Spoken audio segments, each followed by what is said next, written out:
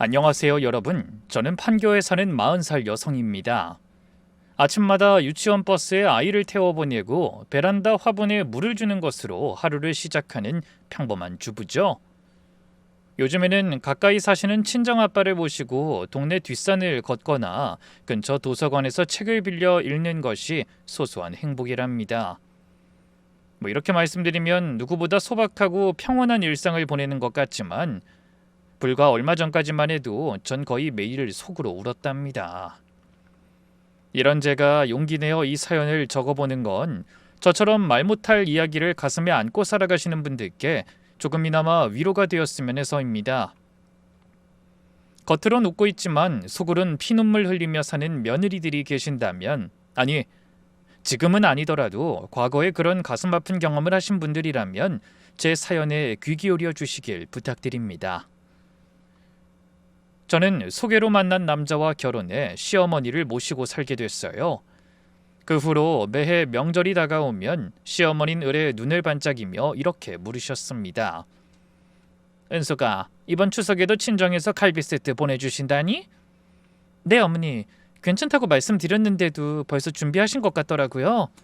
아이고, 사돈어른이 어찌나 신경을 써주시는지 해마다 한우를 챙겨주시니 변변히 보답도 못하는 우린 사돈 뵐 낯이 없구나. 말씀은 그렇게 하시면서도 어머니 입가에서는 흐뭇한 미소가 떠나질 않았죠. 그리고 정말로 갈비 세트가 도착하면 곧장 옆집에 찾아가 한우 갈비 맛을 자랑하시는 게 연례 행사였답니다. 이 갈비찜 좀 먹어봐. 알지? 우리 사돈이 사업 크게 하시는 거. 올해도 최고 등급 한우 갈비를 보내주셨잖아. 아유, 매번 좋은 선물을 얼마나 많이 보내주시나 몰라? 엘리베이터 앞을 지나다 어머니의 자랑을 듣고 얼굴이 화끈거렸지만 한편으론 친정아빠를 인정하고 자랑하시는 것 같아 내심 뿌듯하기도 했어요. 저희 아빠는 경기도에서 30년 가까이 자동차 부품 회사를 운영해 오신 분이에요. 맨손에서 시작해 자수성가로 성공을 일궈내셨죠. 그런 아빠 덕에 저는 부유한 집안의 외동딸로 어릴 적부터 부족한 것 없이 귀하게 자랐습니다. 그러다 결혼하게 됐는데 막상 결혼을 앞두고 보니 시댁 형편이 넉넉하지 않아 보였어요. 엘리베이터도 없는 낡은 빌라에서 남편이 홀어머니를 모시며 살고 있더라고요. 나중에 얘기를 들어보니 안타까운 사연이 있었습니다. 아버지가 초등학교 교감으로 퇴직하셨는데 평생 아이들만 가르치셔서 세상 물정이 좀 어두우셨던 것 같아. 퇴직하고 있는 돈 없는 돈 다 끌어서 사업하다 크게 망하고 자리 보전하고 누워 계시다 돌아가셨어. 그런 말을 전하자 친정아빠가 안타까운 표정으로 제 손을 꼭 잡고 말씀하셨어요. 현수가, 아빤 집안 형편으로 결혼 반대할 생각 없다. 그래도 내 하나뿐인 우리 딸이 시집가서 고생하는 건 못 보겠으니 집은 나비가 마련해 주마. 너랑 태연이 회사 가까운 곳으로 전셋집 한번 알아보자. 그렇게 저희 아빠가 아파트 전세금을 보태주셔서 강남에 신혼집을 마련하게 됐습니다. 사실 말이 보태주신 거지 전세금 7억을 거의 다 저희 아빠가 대주신 거나 마찬가지였어요. 남편이 살던 빌라 보증금을 빼긴 했지만 대출금을 갚고 나니 별로 도움이 되지 못했죠. 그렇게 신혼집을 얻고 어머니까지 모시며 신혼살림을 시작하게 됐어요. 저희는 강남 아파트에 살면서 홀 시어머니는 변두리 낡은 빌라에 계시게 할 수가 없더라고요. 물론 신혼부터 시어머니를 모셔야 하는 게 마음 편하진 않았지만 저희 부모님도 그게 도리에 맞는 것 같다고 고개를 끄덕여 주셔서 용기를 내게 됐어요. 헌데 제가 결혼하고 한 해 뒤 친정엄마가 갑자기 암으로 세상을 떠나셨습니다. 결혼식 몇 달 뒤에 알게 됐는데 너무 늦게 발견해 제대로 손도 써보지 못하고 허망하게 돌아가셨죠. 외동딸을 시집 보내자마자 반려자까지 떠나보내고 홀로 남으신 아빠는 일부러 그러시는지 일에만 파묻혀 지내셨답니다. 저는 가끔 그런 아빠를 보는 게 마음이 아파 재혼을 권하기도 했지만 그럴 때마다 아빠는 쓸쓸하게 웃으며 말씀하셨어요. 이 나이에 재혼은 무슨... 아빤 일하면서 너 잘 사는 거 지켜보는 걸로 만족할 거다. 시어머니는 그런 저희 친정아빠를 무척이나 걱정하시는 것처럼 보였어요. 예, 사돈어른은 좀 어떠시니? 갑자기 사부인 돌아가시고 얼마나 적적하시겠어. 네가 신경을 좀 많이 쓰도록 해라. 네, 어머니. 감사합니다. 참, 이번 주말에 오셔서 식사하고 가시라고 해라. 사람 북적거리는 집에서 같이 밥 먹고 웃으면서 시간 보내시면 좋지 않니? 그래서 주말에 친정아빠를 저희 집에 모시면 시어머니가 얼른 앞치마를 두르고 부엌으로 달려가셨어요. 평소에는 반찬 하나 안 만드시던 분이 친정아빠가 오시면 갈치조림이며 잡채며 한상 가득 차려내셨죠. 그럴 때마다 저는 어머니께 진심으로 감사했습니다. 그 마음은 저희 아빠도 마찬가지였던 것 같아요. 시어머니 환갑 때 친정아빠가 강남 호텔 한식당을 예약하셔서 양가 친척 40명 가까이 되는 식사비를 전부 부담하셨거든요. 어머니는 그날 한복을 곱게 차려입으시고 제 손을 꼭 잡으며 이렇게 말씀하셨답니다. 은서가, 내가 무슨 복으로 너 같은 며느리를 얻었는지 모르겠다. 사돈어른 덕에 이렇게 팔자에 없는 호강을 다하고 정말 고맙구나. 그렇게 진심으로 기뻐하며 거듭 인사하셨죠. 결혼 5년 차가 되던 해에는 이런 일도 있었어요. 시누이 남편이 다니던 회사에서 갑자기 구조조정을 당해 실직하게 됐습니다. 아이가 둘이나 있는 가장이 일자리를 잃었으니 집안이 발칵 뒤집혔죠. 그때 어머님이 제 방으로 조용히 건너오시더니 조심스레 이런 말씀을 꺼내셨어요. 예, 은수가, 그 염치 없는 부탁인 줄 알지만 사돈어른한테 우리 사위 일자리 하나 부탁드려 볼 수 없겠니? 네? 적당한 자리 있는지 말씀은 드려볼게요. 그날 저녁 친정아빠한테 연락드렸더니 한참 뜸을 들이다 이렇게 대답하셨죠. 은수가, 솔직히 회사에 사돈을 드리는 건 좀 부담스럽긴 하다. 다른 직원들 눈도 있고. 그래도 아비가 거절하면 시집에서 네 입장이 곤란할 테니 적당한 자리 한번 만들어 보마. 미안해 아빠. 뻔히 아빠가 사업하시는 거 아는데 바로 안 된다고 하기가 힘들었어요. 그 집에 애가 둘이나 있어서 시댁 식구들 걱정이 태산이거든. 혹시나 하고 말씀드리는 거니까 부담 갖지 마시고 안 되면 안 된다고 하셔도 돼. 그래도 아빠는 어렵게 자리 하나를 마련해 시누이 남편을 관리직으로 받아주셨어요. 그때도 시어머니는 제 손을 잡고 눈물까지 글썽이며 고마워하시더군요. 은수가, 너 아니었으면 미연이는 어떻게 됐을지 모른다. 내가 이 은혜는 절대 잊지 않으마. 정말 고맙다. 사돈어른한테도 꼭 전해드려라. 그렇게 저희 아빠는 시댁일에 발벗고 나서주셨고 명절마다 선물도 푸짐하게 보내오셨어요. 한우 갈비, 6년근 홍삼, 전복, 영광굴비, 제주 옥돔, 철마다 바뀌는 선물 상자가 베란다에 쌓였죠. 그걸 볼 때마다 남편도 이런 말을 자주 했답니다. 여보, 장인어른이 우리한테 너무 신경 써주셔서 난 죄송할 지경이야. 저는 눈을 크게 뜨고 물었습니다. 왜 그런 생각을 해? 아빠가 워낙 주변 사람 챙기는 걸 좋아해서 그러시는 거야. 부담스럽게 생각하지 마. 그래도 매번 이렇게 넘치게 받으니까 죄송해. 이번 주말엔 장인어른 식사 대접 한번 해드려야겠어. 남편은 아주 다정하고 세심한 성격은 아니었지만 장인 고마운 줄 알고 그 고마움을 표현하려고 애쓰는 사람이었습니다. 아빠 덕분에 남편을 취직시킨 시누이도 친정에만 오면 저한테 착 붙어서 애교를 부렸죠. 언니, 우리 사돈어른 덕에 죽다 살았어요. 애 둘 놔두고 내가 파출부라도 나가야 하나 막막했거든요. 언니가 우리 집에 들어와서 얼마나 다행인지 몰라요. 엄마는 이제 딸 없인 살아도 며느리 없인 못 산다고 하신다니까요. 시누이의 말에 제가 얼굴을 붉히며 손살에 쳤어요. 아유, 그냥 하시는 말씀이겠죠. 아니요, 진심이에요. 입만 열면 언니는 하늘에서 내려준 복덩이라고 노래를 부르시잖아요. 당연히 저도 그렇게 생각하고요. 시누이가 그런 말을 할 때마다 민망하면서도 어깨가 으쓱해졌어요. 그런데 문제는 결혼 생활이 7년째 접어들던 어느 날 갑자기 일어났어요. 사람의 진짜 모습은 상대가 넉넉하고 여유로울 때가 아니라 부족하고 힘들 때 비로소 드러난다는 걸 전 그때 알게 됐습니다. 저희 친정이 하루아침에 무너지기 시작한 순간 시어머니의 민낯이 드러나기 시작했거든요.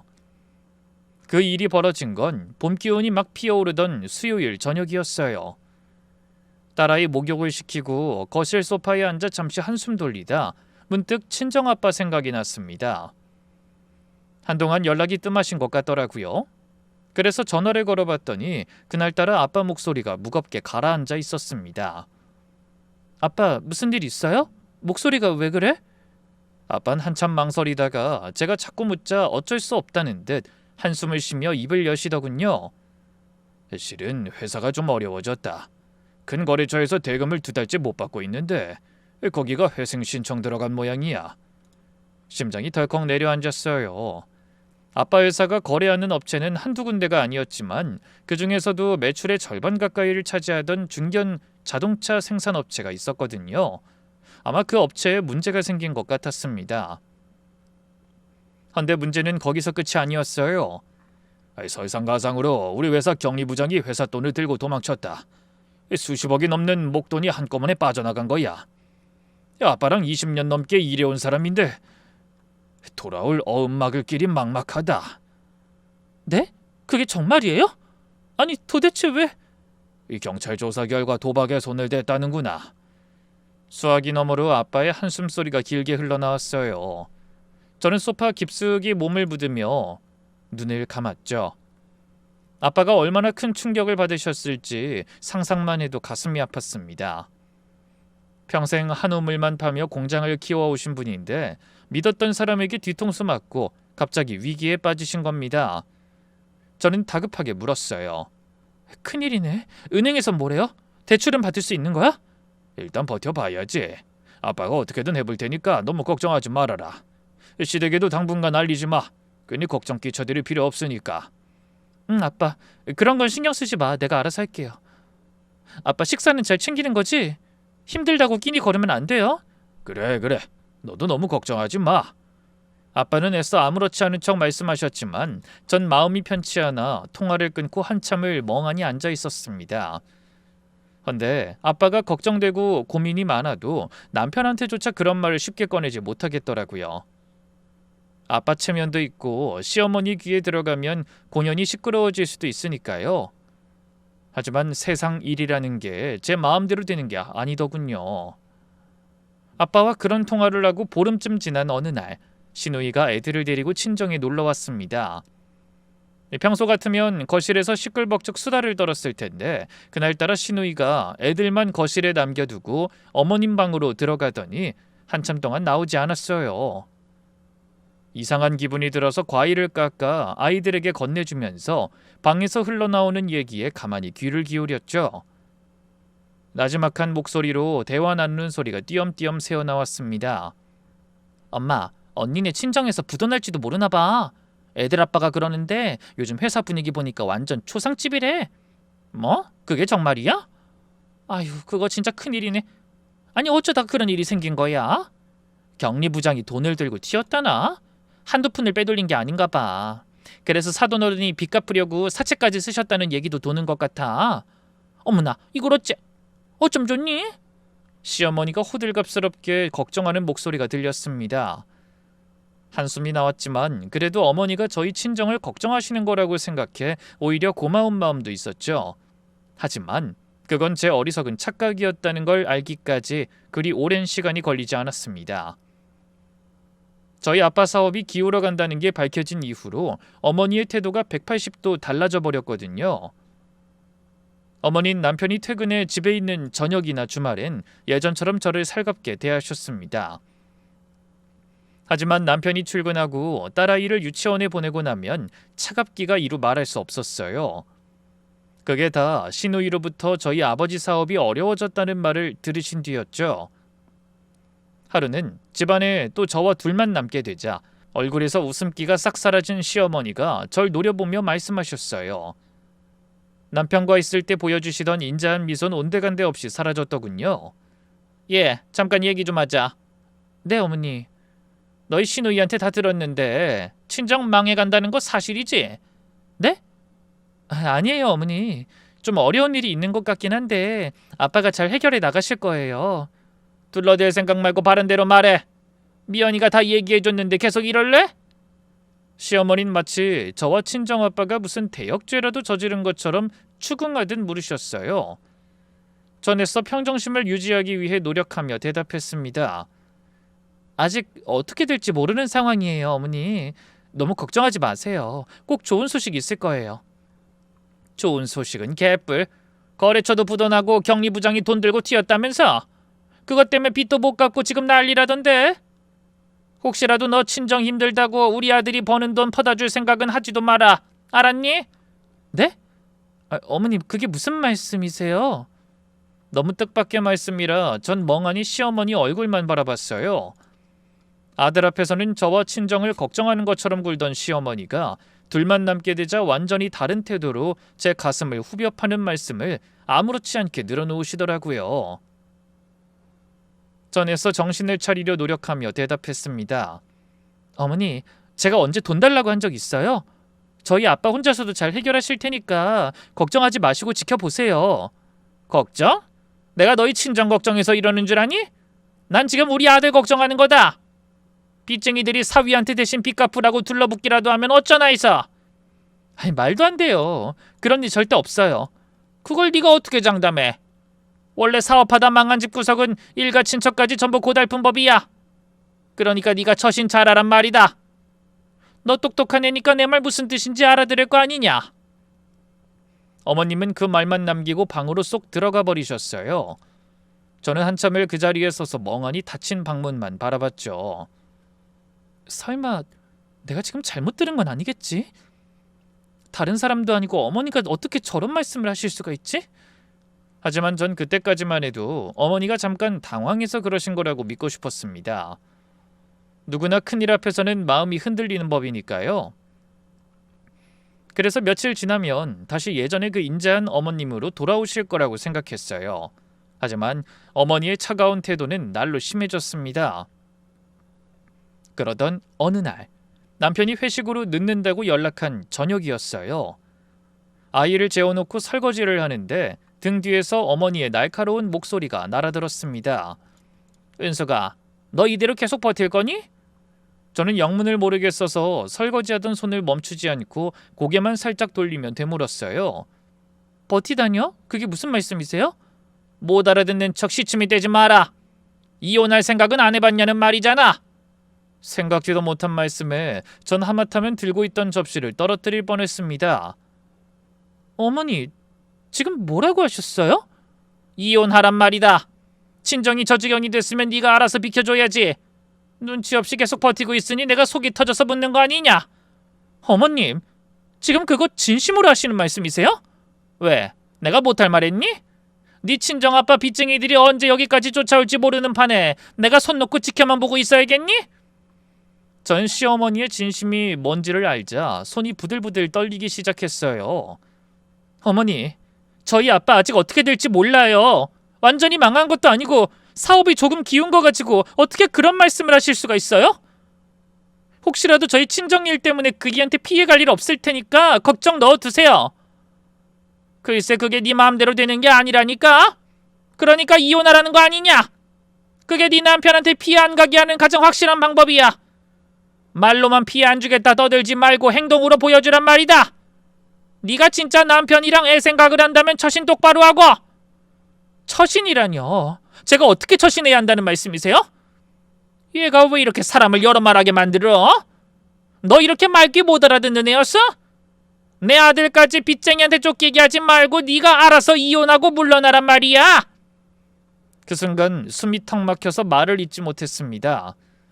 아들 앞에서는 저희 친정 걱정하는 척하며 세상 좋은 시어머니 노릇을 하시더니 등 뒤에서는 저를 떨어내기 위해 이를 악물고 계셨던 거예요.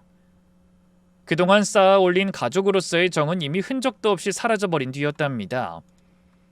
그날 밤 저는 잠을 이루지 못하고 날이 밝을 때까지 천장만 바라봤습니다. 어머니가 이혼하라고 괴롭히시는 걸 남편에게 말해야 하나 말아야 하나 수백 번 고민했어요. 하지만 막상 남편의 얼굴을 보면 입이 떨어지지 않았습니다. 남편이 얼마나 시어머니를 끔찍이 생각하는지 누구보다 제가 잘 알고 있었으니까요. 아들 앞에서는 그토록 점잖고 따뜻한 얼굴로 일관하시는 분이 며느리와 둘만 남으면 이혼하라고 들볶는다는 걸 남편이 과연 믿어줄지도 자신이 없었어요. 제가 용기 내어 말해도 오히려 남편이 정색하며 저를 시어머니와 남편 사이 이간질한 여자 취급하지는 않을지 덜컥 겁이 나기도 했습니다. 그리고 괜한 말을 꺼냈다가 전혀 문제없는 저희 부부 사이만 멀어질 것 같기도 했고요. 아니, 솔직히 그보다 더 큰 이유는 남편이 시어머니에게 실망하고 충격받는 모습을 보고 싶지 않았기 때문입니다. 남편이 항상 자기 어머니를 세상에 둘도 없는 인자한 시어머니라고 자신한다는 걸 저는 잘 알고 있었거든요. 그런 남편이 부모에게 실망하고 무너지는 모습은 보고 싶지 않더라고요. 그래서 저는 남편 앞에서 그냥 입을 다물었어요. 어머님이 뒤에서 무슨 말씀을 쏟아내시든 남편 앞에서는 웃으며 밥상을 차렸죠. 하지만 한번 드러나기 시작한 어머님의 민낯은 하루가 다르게 노골적으로 변해갔답니다. 그리고 며칠 뒤 저는 생각지도 못한 끔찍한 밤을 마주하게 됐어요. 제 인생에서 다시는 떠올리고 싶지 않은 밤이었죠. 그날은 남편이 3박 4일 부산 출장을 떠난 날이었어요. 아이는 일찌감치 저녁을 먹여 재웠고 시어머니도 낮에 시누이랑 쇼핑을 다녀오셔서 그런지 피곤하다며 일찍 잠자리에 드셨죠. 하지만 저는 심란한 마음을 안고 쉽게 잠들지 못해 뒤척이다 그냥 거실로 나왔어요. 그리고 소파에 앉아 텔레비전을 켜고 무심히 화면만 바라보고 있었습니다. 그러다 시계가 10시를 막 넘어설 무렵 갑자기 인터폰이 짧게 울렸어요. 저는 화들짝 놀라 자리에서 일어섰습니다. 이 시간에 누가 왔지? 올 사람이 없는데?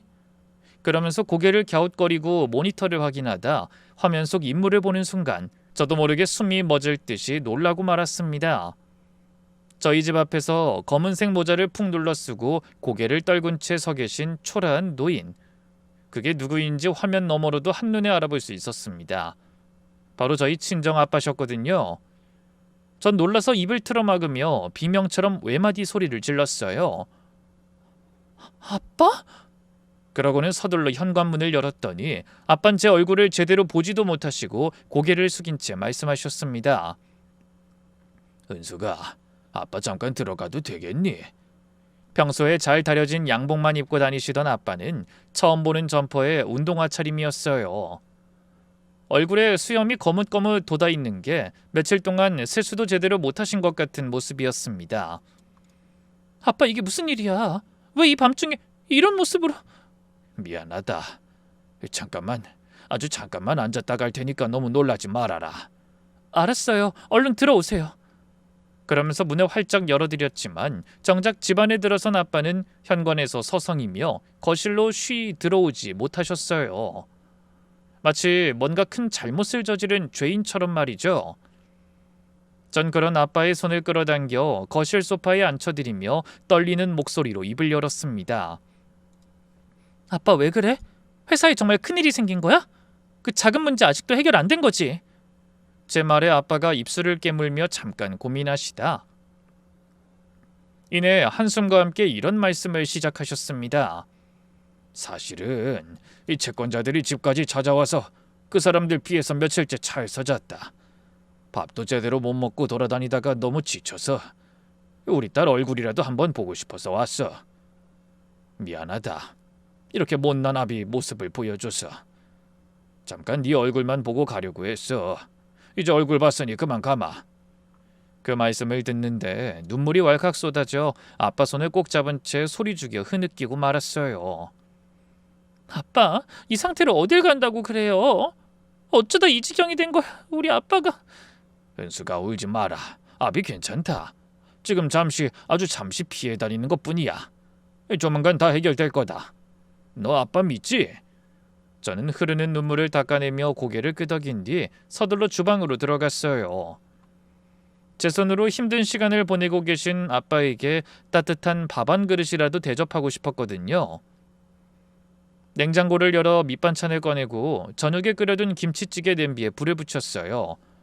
그리고 밥통에서 김이 모락모락 나는 밥 한 공기를 퍼담으며 아빠를 향해 말씀드렸습니다. 아빠, 저녁도 못 드셨지? 얼른 이리 와서 한술 뜨세요. 마침 저녁에 김치찌개 끓였어. 아빠 두부 많이 넣은 김치찌개 좋아하시잖아. 제 말에 아빠가 무거운 표정으로 식탁에 앉으셨지만 한동안 숟가락을 들지 못하고 물끄러미 밥상만 내려다보셨어요.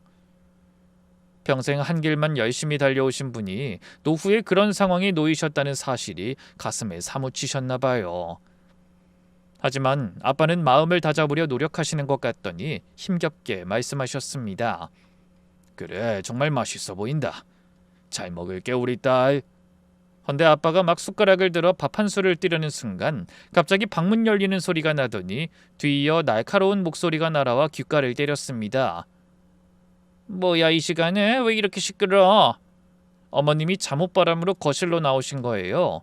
그러다 식탁 앞에 앉아 계신 친정아빠를 발견한 순간 얼굴에서 핏기가 사라지는 게 한눈에 보이더라고요. 에고머니나 이게 누구야? 사돈 아니세요? 사부인, 밤늦게 결례를 해서 정말 죄송합니다. 잠깐 은숙이 보러 왔는데 밥 먹고 가라고 해서.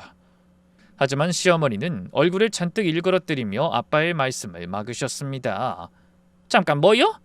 지금 우리 아들도 없는 집에 그것도 밤중에 기어들어와서 뭐 하시는 겁니까? 다른 사람도 아니고 빚쟁이한테 쫓기는 사람 주제. 그 말을 듣고 아빠는 숟가락을 쥔 채 얼어붙으셨고 저는 너무 놀라 어머니 팔을 붙잡고 매달리며 다급하게 소리치듯 입을 열었습니다. 어머니 왜 이러세요? 아빠가 오랜만에 들리신 건데 이 마당에 오랜만인 게 뭐가 중요해? 저 꼴 좀 봐라. 추리한 몰골로 딸 집에 한밤중에 기어들어오는 게 정상이냐? 사돈 여긴 안 됩니다. 빚쟁이들이 딸 집에까지 들이닥치게 만들고 싶어서 이러시는 거예요? 그 인간들 여기까지 따라와서 쑥대밭 만들게 할 작정 아니면 당장 나가요. 나가! 어서요! 시어머니가 놀라서 굳어있는 저희 아빠를 향해 방방 뛰며 소리치셨습니다. 그 바람에 아빠는 황급히 숟가락을 내려놓고 자리에서 벌떡 일어나셨죠. 그리고 고개를 숙여 마치 대역죄인이라도 된 듯 머리를 조아리셨어요. 사부인 죄송합니다. 패기칠 생각은 없었습니다. 그냥 은숙이 얼굴 한번 보려고 온 건데 지금 바로 가겠습니다. 아니요, 그냥 이대로는 안 됩니다. 먼저 경찰부터 불러야지. 우리가 사돈이랑 아무 상관도 없는 사람이란 걸 확인시켜야 해요. 그러더니 갑자기 핸드폰을 꺼내시더라고요. 저는 깜짝 놀라서 다급하게 어머니의 손을 잡으며 울먹였어요. 어머니 왜 이러세요? 갑자기 경찰은 왜 불러요? 비켜라! 주임도 없는 집에 남이 무단으로 들어오면 당연히 경찰을 불러야지. 혹시 아니? 빚쟁이들이 따라와 숨어서 보고 있을지. 여긴 너희 아버지랑 상관없는 집이라고 알려야 해. 어머니! 제가 아무리 애원해도 어머님은 우악스러운 힘으로 제 손을 뿌리치더니 끝내 통화 버튼을 누르셨어요. 그리고 수화기 너머로 또렷하고 큰 목소리로 이렇게 신고하셨답니다. 여보세요? 경찰이죠? 지금 저희 집에 모르는 사람이 무단으로 침입했어요. 지금요. 빨리 와주세요. 저는 놀라고 어이가 없어 그 자리에서 주저앉을 뻔했어요. 다른 사람도 아니고 시어머니가 어떻게 제 눈앞에서 아빠를 생면부지 침입자라고 신고하실 수가 있는지 기가 막혔습니다. 저는 정신이 반쯤 나간 상태로 울면서 외쳤어요. 어머님, 사돈한테 이게 무슨 짓이에요? 그동안 저희 아빠가 이 집에 어떻게 하셨는지 다 잊으셨어요? 사람이라면 이러시면 안 되는 거잖아요. 그건 다 지나간 일이고 지금 저 사람은 돈에 쫓겨 도망다니는 신세일 뿐이야. 사돈은 무슨 얼어 죽을 사돈 타령이냐? 그 말씀을 들은 아빠가 급히 모자를 둘러쓰고 현관으로 향하셨어요. 저는 다급하게 그런 아빠 팔을 붙잡았죠. 아빠, 이 밤중에 어딜 가시려고? 어머니가 놀라서 그러신 거야. 제발 가지 말아요. 내가 잘 말씀드릴게. 하지만 아빠는 고개를 저으며 참담한 표정으로 말씀하셨습니다. 은수가, 아빠 괜찮아. 생각해보니 아빠가 생각이 짧았던 것 같다. 너한테까지 민폐를 끼치면 안 되는데 이 자식한테 이런 못날 꼴이나 보이고 다 아빠가 생각을 잘못한 탓이야. 그만 가보마. 아니 아빠, 제발. 하지만 아빠는 울면서 매달리는 제 손을 조용히 떼어내시고는 신발도 제대로 못 신은 채 현관을 빠져나가셨어요. 저는 복도까지 맨발로 따라 나갔지만 아빠는 뒤도 돌아보지 않고 엘리베이터 쪽으로 걸어가셨습니다. 구부정한 어깨와 흔들거리는 걸음걸이, 그 뒷모습을 보는 제 가슴은 찢어지는 것 같았어요. 그리고 엘리베이터 문이 닫히는 순간까지도 아빠는 고개를 들지 못하신 채 떠나셨습니다. 저는 문이 닫힌 엘리베이터 앞에 그대로 주저앉아 목 놓아 엉엉 울어버렸죠. 하지만 시어머니는 그런 저를 쏘아보며 언성을 높이셨어요. 이게 한밤중에 뭐하는 짓이야? 어디 초상이라도 났냐? 동네 창피하게 하지 말고 당장 들어오지 못해? 저는 한참을 그렇게 울다 간신히 집으로 들어와 태연하게 물을 마시고 계신 시어머니를 노려봤습니다. 어머님은 그런 저를 보며 오히려 기가 차다는 표정으로 혀를 끌끌 차셨죠. 하! 울긴 왜 울어? 운다고 망한 사업이 다시 말짱해지냐? 내가 분명히 너희 친정 망한다고 했지. 저런 상거지 같은 몰골로 밤중에 남의 집에 도둑고양이처럼 기어들어온 거 보면 몰라? 이건 그냥 망한 것도 아니고 아주 쫄딱 망한 거야, 쫄딱. 그러니 너도 하루빨리 냉수 먹고 속 차려. 저는 그런 시어머니를 향해 이를 갈며 말했어요. 어떻게 저희 아빠한테 그러실 수가 있어요? 아빠가 어머니랑 이 집구석 사람들한테 얼마나 잘해주셨는데. 하지만 어머니는 팔짱을 낀 채 콧방귀를 끼며 대답하셨습니다. 잘해주긴 뭘 잘해줘? 누가 그렇게 하라고 했냐? 다 자기가 여유 있으니까 돈 자랑하려고 인심 쓴 거지. 지난 일은 지난 일이야. 괜히 우리 집안까지 끌어들일 생각하지 말고 처신 똑바로 해. 어머님, 아무리 저희 친정이 망했다고 해도 어떻게 이렇게 태도가 돌변하실 수가 있어요? 정말 너무하셨어요. 시끄러! 입 닫아라. 그러게 내가 뭐라고 했어? 알아서 이혼하고 나가라고 했지? 진즉에 네가 이 집에서 나갔으면 너희 아빠도 나한테 그런 싫은 소리 들을 일도 없었잖아. 이게 다 네가 내 말을 귓등으로도 안 들어서 생긴 일이야. 어머님은 끝까지 한치의 흔들림도 없으셨어요. 잠시 후 경찰이 출동했지만 다행히 아빠는 이미 아파트 단지를 벗어나신 뒤였고 저는 진땀을 흘리며 둘러대 경찰을 돌려보냈습니다. 정신없는 몇 시간이 지난 후 어머니가 방으로 들어가신 뒤에도 전 거실에 혼자 남아 식탁 위에 그대로 놓여있는 김치찌개를 바라봤어요. 아빠가 한술도 제대로 뜨지 못하고 내려놓으신 숟가락이 제 가슴을 후벼 파는 기분이었죠. 전 그 식탁 앞에 엎드려 밤새 흐느꼈습니다. 그리고 다음날 아침 일찍 아빠한테 연락드렸지만 받지 않으셨어요. 문자 메시지를 보내도 답장이 오지 않았죠. 저는 너무나 초조했지만 이틀이 지나도록 아빠는 제 연락을 받지도 전화를 걸어오지도 않으셨어요. 그러다 사흘 만에 잘 지내고 있으니 걱정하지 말라는 간단한 문자 메시지만 보내오셨죠. 아빠 신상에 큰 문제는 없는 것 같아서 안심했지만 일부러 저를 피하시는 것 같아 가슴이 미어지는 심정이었습니다. 다음 날 남편이 출장에서 돌아왔을 때 저는 망설이다가 용기를 내서 그날 밤 일을 털어놓으려고 했어요. 그런데 남편이 현관에 들어서자마자 저보다 먼저 입을 열더라고요. 여보, 엄마한테 연락 받았어. 장인어른 며칠 전에 다녀가셨다며?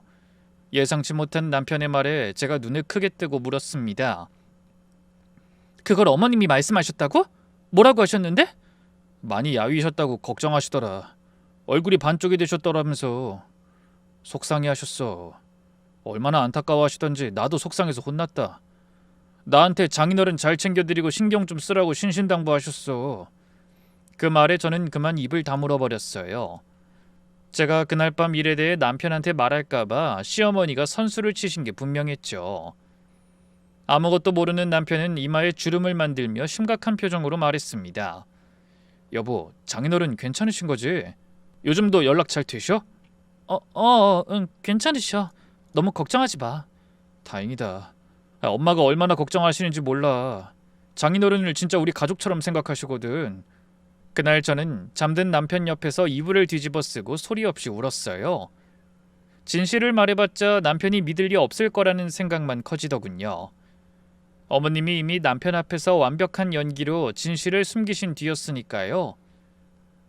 저는 소름이 돋을 지경이었지만 어머니는 이 이상한 이중 생활을 쉽게 끝낼 생각이 없으신 것 같았어요.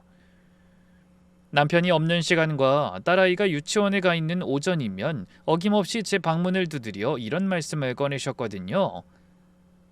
은서가, 너 이쯤 되면 네가 알아서 나가줘야지. 정말 질기구나.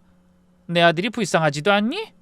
뼈 빠지게 일해서 왜 처가 빚을 갚아야 해? 빚은 왜 그이가 빚을 갚아요? 어머니, 저희 아빠 빚은 그이랑 아무 상관없어요. 법적으로도. 법 같은 소리 하고 있네. 넌 드라마도 못 봤냐? 그런 빚쟁이들이 법 따지고 앉아있을 것 같아? 너 끝까지 나를 아들한테 이혼 얘기 꺼낸 부모로 만들어야 속이 시원하겠냐? 난 그래도 네가 자존심 챙길 시간을 주려고 그러는 거야. 제발 네가 눈치껏 먼저 정리하라니까. 어머님, 정말 왜 이러세요? 그걸 지금 몰라서 묻냐? 내가 지금까지 계속 얘기했잖아. 은수가, 나도 지친다 정말. 아니 막말로 너희 친정일 때문에 남편이랑 애 앞길을 막고 싶니? 괜히 버티다가 짐짝 취급당하지 말고 제발 네가 알아서 네 발로 나가다오. 그게 사람 도리야. 매일같이 반복되는 그 말들을 저는 더 이상 견딜 자신이 없었어요. 아빠와는 연락이 끊긴 상태였고 남편에게 진실을 말할 용기도 내지 못한 채 하루하루 벼랑 끝으로 내몰리고 있었죠.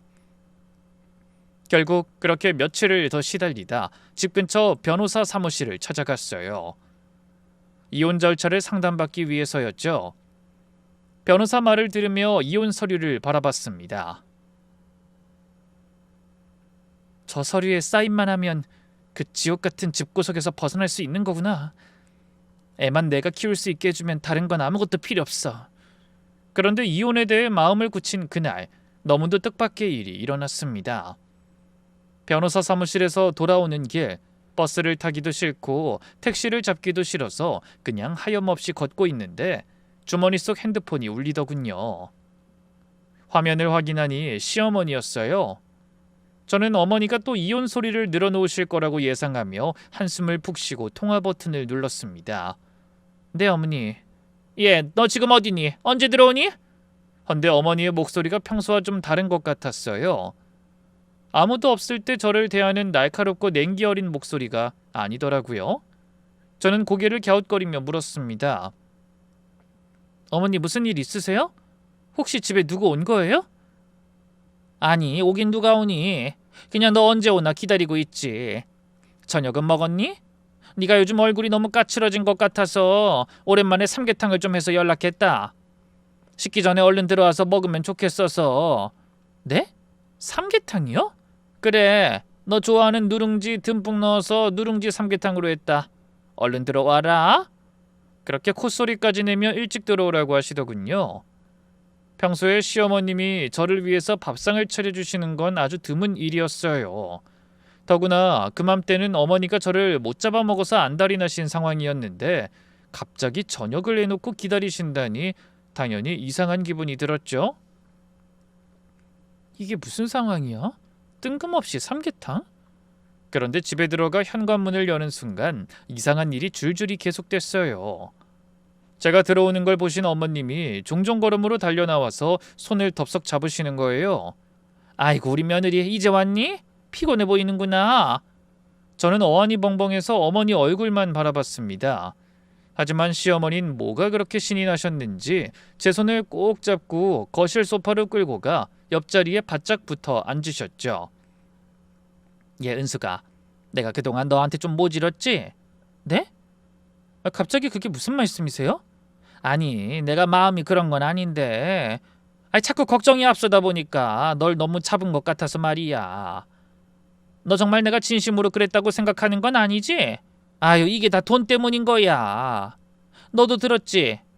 그 돌아가신 너희 시아버지 사업하다가 말아먹고 전 재산 날리고 누워있다가 떠났다고.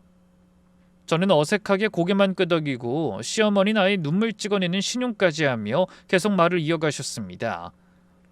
그래서 내가 너희 시아버지 때의 일이 생각나서 그런 거야. 빚쟁이들이 얼마나 지긋지긋하게 찾아오던지 내가 지금도 그 생각을 하면 잠이 안 온다니까? 그래서 그렇게 빚이라면 치를 떤 거야. 그렇다고 정말 너희를 이혼시키려고 그런 말을 한 건 아니었다는 것만 믿어다오. 그냥 예민해져서 편한 너한테 짜증을 좀 부린 거야. 그래, 그렇게 생각하면 된다. 아니 어머님, 저는 어머니가 말씀하신 대로 이혼하려고. 헌데 제가 이혼이란 말을 입에 담자마자 시어머니가 펄쩍 뛰며 사색이 된 얼굴로 소리치셨어요. 아서 이혼이라니. 애 있는 여자가 그런 말 함부로 입에 올리는 거 아니다. 무슨 일이 있어도 열심히 살 생각을 해야지. 더구나 태연이같이 너밖에 모르는 애를 두고 왜 그런 생각을 해? 저는 이 뜬금없는 상황을 어떻게 받아들여야 할지 정신이 없었어요. 그래서 멀뚱히 앉아만 있는데 시어머니는 그런 제 모습을 다르게 생각하셨는지 더욱 간절한 표정으로 말씀하셨죠. 예, 너 아직도 마음이 덜 풀린 거니? 그래, 그 사돈어른 오셨을 때 일도 내가 잘못했다. 그날은 나도 경황이 없어서 실수한 거야. 아유, 사돈이 얼마나 놀라셨을지 지금 생각해도 죄스럽구나. 너희 아버지께는 내가 따로 시간을 내서 사죄드리마. 그러니 너도 이제 그만 마음을 좀 풀어라. 응? 이 시어미가 이렇게 싹싹 비는데 설마 계속 화를 내진 않겠지? 너무나 혼란스러웠습니다.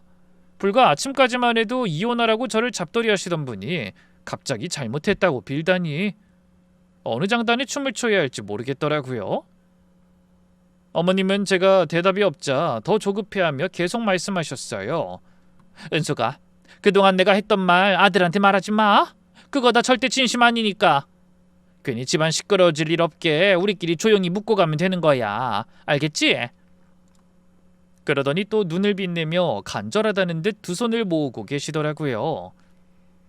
제가 천천히 어머니의 얼굴을 바라보자 눈빛에서 진심으로 걱정하는 듯한 기색이 느껴졌어요. 그동안 아들 앞에서 애써 연기하며 본인이 쌓아올린 좋은 시어머니라는 가면이 벗겨질까봐 노심초사하시는 것 같았죠. 저는 조용히 고개를 끄덕이며 속으로 생각했어요. 네, 어머님, 말은 안 할게요. 그런 저를 보며 활짝 웃는 어머니의 얼굴에 안도의 빛이 돌더라고요. 그래, 역시 우리 며느리지. 내가 그럴 줄 알았다니까. 그럼 얼른 씻고 와라. 바로 삼계탕 대령할 테니. 어머님이 주방으로 가시자 전 혼자 소파에 남아 한동안 넋을 놓고 있었습니다. 뭔가 이상했어요. 갑자기 극적으로 태도가 바뀌는 게 흔한 일은 아니잖아요. 분명히 무슨 이유가 있을 거라고 생각했습니다. 그 이유를 찾아야만 했죠. 하지만 뭘 어떻게 해야 할지 몰라 한숨만 쉬고 있을 때 며칠 동안 연락이 끊겼던 친정아빠 번호로 전화가 왔습니다. 저는 얼른 방으로 들어가 전화를 받고 거의 소리치다시피 아빠를 불렀어요. 아빠 무슨 일 있어요? 그동안 왜 연락을 안 받은 거야? 나 경찰에 신고할까도 생각했단 말이야. 그래, 미안하다 은수가. 사실은 아빠가 요 며칠 많이 바빴어. 아빠 목소리는 어딘가 전과는 다른 것 같았어요. 시어머니에게 쫓겨나다시피 나가신 그날 그 떨리던 목소리가 아니었죠. 분명 더 힘이 있고 활력이 넘치는 목소리였어요. 저는 바깥 상황을 살핀 뒤 방문을 꼭 닫고 이불 속으로 들어가 속삭이듯 물었습니다. 왜? 설마 더 안 좋은 일이 생긴 거예요?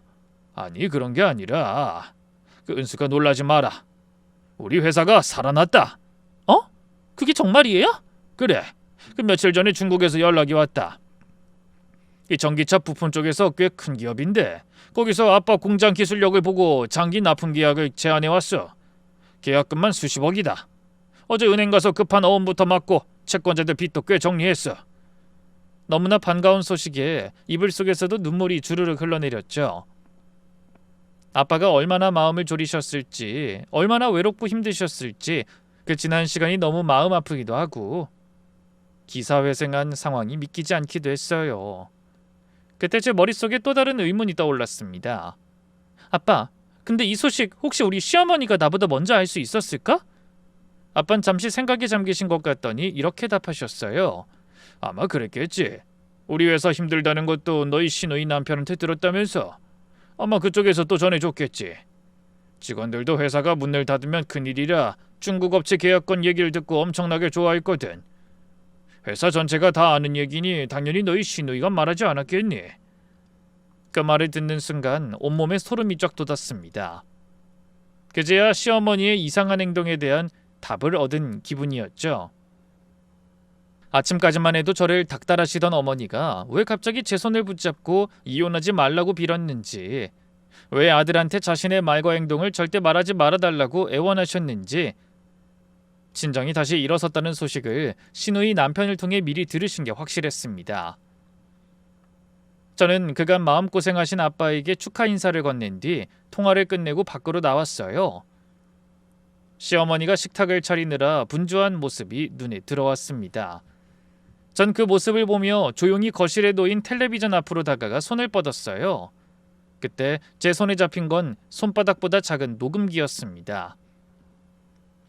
시어머니가 언젠가부터 저를 노골적으로 구박하시기 시작하셨을 때 전 그 녹음기를 마련했어요. 혹시라도 나중에 이혼 소송까지 벌이게 되면 시어머니의 구박도 이혼 사유에 들어간다는 걸 증명하기 위해 마련한 용도였죠. 거실 텔레비전 뒤 틈새에 숨겨두고 어머님이 저에게 독한 말씀을 퍼부으실 때마다 몰래 녹음 버튼을 눌러왔답니다. 며칠 동안 녹음된 분량이 꽤 많았어요. 이혼하라고 닥달하시던 목소리, 친정아빠를 경찰에 신고하시던 목소리, 저희 아빠한테 나가라고 악다구니 쓰시던 목소리까지 고스란히 녹음되어 있었네요. 전 그 녹음기를 손에 꼭 쥐고 조용히 다짐하듯 중얼거렸습니다. 어머니가 부탁하셨으니까 절대 그이한테 말은 하지 않을게요. 대신 제 방법으로 처리하죠. 기대하세요. 저는 마음을 가라앉히고 느긋하게 시어머니가 직접 만들어주신 삼계탕을 맛있게 먹었습니다. 그리고 저녁 설거지를 하려고 일어섰더니 시어머니가 펄쩍 뛰셨어요. 어머나, 설거지는 내가 할 테니까 넌 들어가서 쉬어라. 애도 내가 씻기면 되니까 푹 쉬어. 그렇게 시어머니는 과할 정도로 제 마음을 돌리려고 노력하셨죠. 다음날 오전, 저는 남편이 출근하고 시어머니가 외출한 틈에 거실에 혼자 앉아 있었어요. 그리고 심호흡을 한 뒤 떨리는 손으로 남편에게 전화를 걸었습니다. 제 목소리를 들은 남편은 의외라는 듯 물었어요. 여보, 무슨 일이야? 이 시간에 전화를 다 하고? 여보, 나 당신한테 꼭 들려줄 게 있어. 지금 잠깐 시간 돼? 괜찮아. 방금 회의 끝나고 나온 길이라 시간 여유 있어. 그래? 그럼 끊지 말고 그대로 들어줘. 내가 왜 이러는진 다 듣고 나면 알게 될 거야. 뭐? 뭘 들어? 뭔데 이렇게 심각해? 하지만 전 아무 대답도 하지 않고 핸드폰을 녹음기의 스피커 쪽에 갖다 대며 재생 버튼을 눌렀어요. 이내 어머님의 목소리가 수화기 너머로 흘러나가기 시작했답니다. 알아서 이혼하란 말이다. 내 아들까지 빚쟁이한테 쫓기게 하지 말고 네가 알아서 이혼하고 물러나. 사돈은 무슨 얼어 죽을 사돈 타령이야. 지금 저 사람은 돈에 쫓겨 도망다니는 신세일 뿐이야. 여보세요, 경찰이죠. 지금 저희 집에 모르는 사람이 무단으로 침입했어요. 은수가, 그동안 내가 했던 말 아들한테 말하지 마. 수화기 너머로 남편은 한마디도 하지 않았어요. 녹음기에서 흘러나오는 소리가 다 끝나고 난 뒤에도 한참 동안 숨소리만 들리더군요. 이윽고 남편의 떨리는 목소리가 들려왔죠. 여보, 나 지금 집으로 갈게. 그리고 1시간 뒤 남편이 회사에서 조퇴까지 한 채 현관문을 박차듯 열고 들어왔어요. 마침 외출했던 시어머니가 시누이를 데리고 돌아와 거실에서 과일을 드시고 계셨죠. 남편은 눈에 도끼를 품은 채 다가와 그런 시어머니 앞에 섰습니다. 엄마가 우리 이혼시키려고 이 사람 들볶은 거야? 그런 아들의 말에 시어머니가 눈을 동그랗게 뜨고 벌떡 일어서며 소리치셨어요. 태연아, 그게 무슨 소리니? 누가 그런 말을... 남편은 대답 대신 저를 향해 눈짓했어요. 전 단박에 남편이 원하는 걸 눈치채고 주머니에 넣어뒀던 녹음기를 건네줬습니다. 남편은 그걸 테이블 위에 올려놓고 재생 버튼을 눌렀죠. 조금 전 제가 남편에게 들려줬던 목소리들이 다시 거실에 흘러나왔답니다. 그 순간 어머니의 얼굴이 흑빛으로 변해가는 게 보이고 시누이는 슬쩍 자리에서 일어서며 민망한 듯 자기 엄마를 탓했어요. 엄마, 왜 저런 소리를 했어? 그러니까 내가 말 좀 가려서 하라고 했지. 하지만 어머니는 시누이의 말에 대꾸할 여력이 없는지 계속 아들한테만 눈을 고정한 채 변명을 시작하더군요. 태연아, 그게 아니라 미연이 저게 사돈어른이 정말 쫄딱 망했다고 하길래 정말인 줄 알고 너희 아버지 망했을 때 생각이 나서 그만. 하지만 남편은 손을 들어 시어머니의 말을 끊더니 잔뜩 인상 쓴 얼굴로 말했어요. 엄마, 그만해. 이렇게 버젓이 증거가 있는데 어떻게 변명하려고? 나 장인어른이랑 이 사람한테 얼굴을 들 수가 없을 것 같아. 우리한테 그렇게 베풀어 주셨던 분한테 대접은 못할 망정 어떻게 경찰까지 부를 수가 있어? 엄마, 오늘 이후로 내 얼굴 볼 생각하지 말아요. 남편은 그 말만 남기고 절 데리고 방으로 들어왔습니다. 시어머니가 문 밖에서 울며불며 매달리셨지만 남편은 끝까지 나가보지 않았어요. 그리고 방에 들어온 남편이 제 앞에서 무릎을 꿇었죠. 여보, 미안해. 내가 일한다는 핑계로 너무 신경을 못 썼어. 그동안 당신이 얼마나 힘들었을지 감도 못 잡았는데 장인어른께 내가 직접 찾아뵙고 용서를 빌게. 며칠 뒤 저희는 친정아빠를 찾아뵀어요. 남편은 아빠 앞에 엎드려 큰 절을 올리며 눈물을 흘렸습니다. 아버님, 정말 면목 없습니다. 죄송합니다. 아빠는 한참 동안 말씀이 없으시다가 조용히 남편의 어깨를 두드리시며 안아주셨어요. 이 사람, 자네 잘못 아니네. 그래도 앞으로는 내 딸이 어떻게 지내는지 잘 살피고 눈물 빼지 않고 살게 해주게. 약속할 수 있겠지? 그 뒤로 시누이 남편이 저희 아빠 회사에서 권고사직 통보를 받고 쫓겨나다시피 나갔다는 소식을 듣게 됐어요. 평소에도 근태가 엉망이라 다른 직원들의 눈에 가시였는데 저희 아빠가 사위 체면 생각해서 눈 감아주고 계셨던 거죠. 하지만 그때의 고비를 겪으며 아빠는 회사 경영에서 적당히와 봐주기, 인정에 끌린 인사는 하지 않겠다고 다짐하셨답니다. 그 결과 시누이 남편도 회사를 나가게 된 거죠. 하지만 정작 시누이는 그런 상황이 억울한지 울면서 자기 오빠한테 전화를 했더군요. 오빠, 이 사람 회사 관둔 거 알아? 우리 사정 뻔히 알면서 어떻게 이럴 수가 있어? 언니랑 사돈어른한테 한 번만 더 말해줘. 이번엔 정말 열심히. 하지만 남편은 시누이의 말이 채 끝나기도 전에 단호하게 잘라 말했어요. 미연아, 너희 식구 살 길은 너희 부부가 스스로 찾아야지.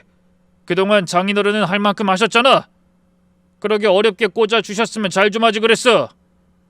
그런 일이 있고 얼마 후 저희는 강남 아파트를 빼서 친정에서 가까운 판교로 이사해 아빠를 자주 찾아뵙고 있어요. 남편이 그렇게라도 저희 아빠한테 사죄하면서 살고 싶다고 했거든요.